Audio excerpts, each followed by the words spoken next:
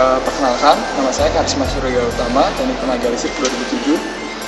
Saya Nabila Sabrina, Teknik Tenaga Listrik angkatan 2007. Saya Yoga Sandi Perdana, Power 2007. Kami di sini meneliti tentang tugas akhir inverter penggerak pasokan ganda.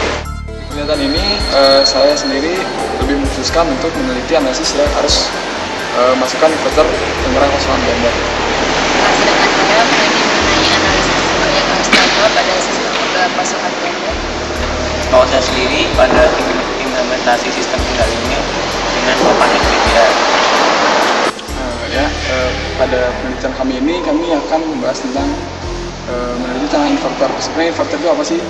Inverter itu adalah suatu alat atau device untuk mengubah dari daya DC menjadi daya AC. Biasanya inverter ini digunakan untuk di industri-industri, untuk motor industri dan pemakaian lainnya. Nah, kenapa sih kita harus mengubah DC menjadi AC? Kenapa ini sering digunakan?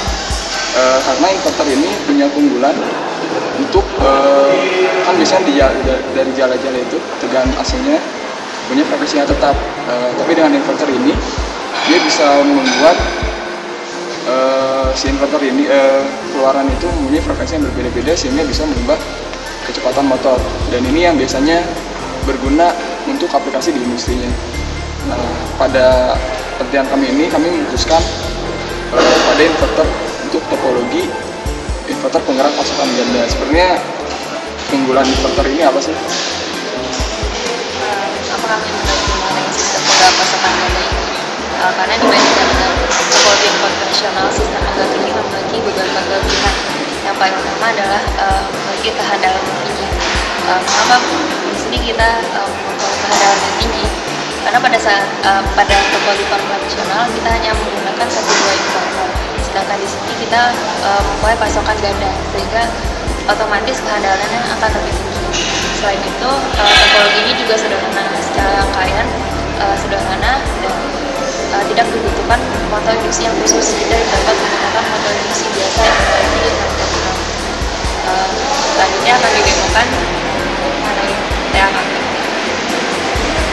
Nah, saya sendiri akan mengimplementasikan dengan menggunakan NVIDIA. Kenapa digunakan NVIDIA?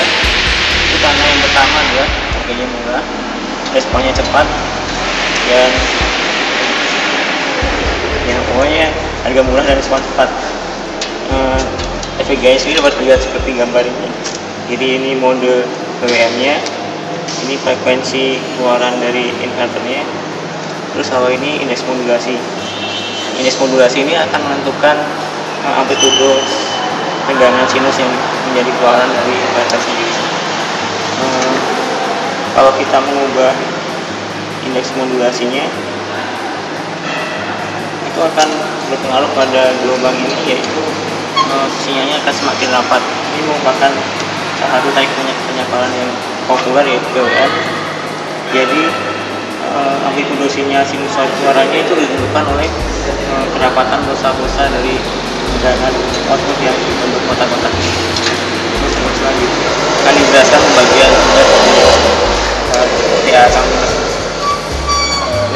itu.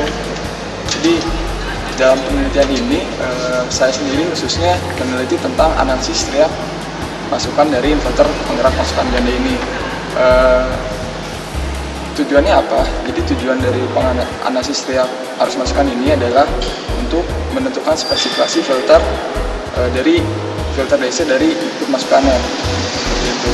Nah, dari penelitian ini dilakukan penurunan rumus sehingga bisa diberi kesimpulan langsung aja bahwa ternyata arus masukan ini dipengaruhi oleh 3 faktor. Yang pertama adalah arus keluaran inverternya sendiri, kemudian adalah besarnya indeks modulasi, dan yang ketiga adalah besarnya faktor daya beban. Sedangkan saya secara mengenai analisis keluaran pada sistem penggerak pasokan ganda ini. Mengapa diperlukan analisis daya keluaran? Seperti kita telah dijelaskan tadi bahwa inverter merupakan device yang mengubah sinyal DC, daya DC menjadi daya AC.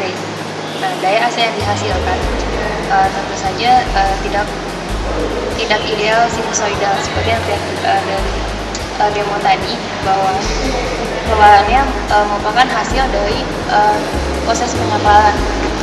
Ya, alur pengelolaan tidak sinusoidal murni. Nah, di sini saya menganalisis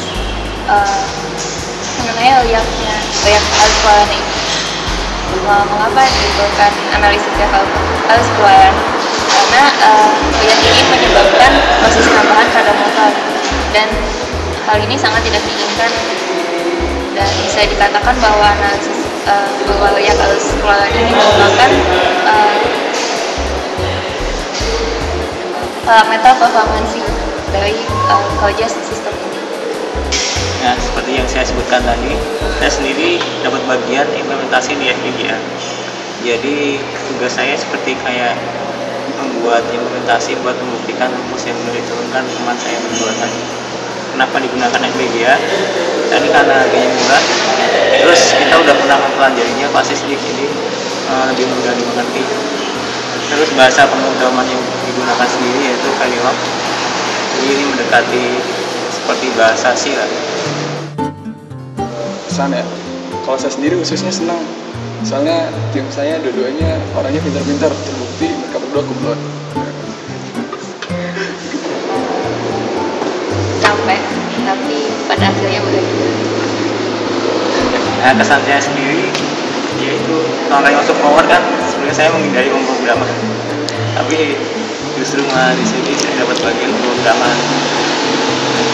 Saya sebenarnya terkejut juga, pada dulu nggak ngasih pemrograman atau cuma disuruh pemrograman, tapi setelah dipelajari ternyata pemrograman itu mudah, jadi nggak sesuai yang dibayangkan. Jadi saya ngerjainnya paling cuma seminggu lah selesai. Itu bisa.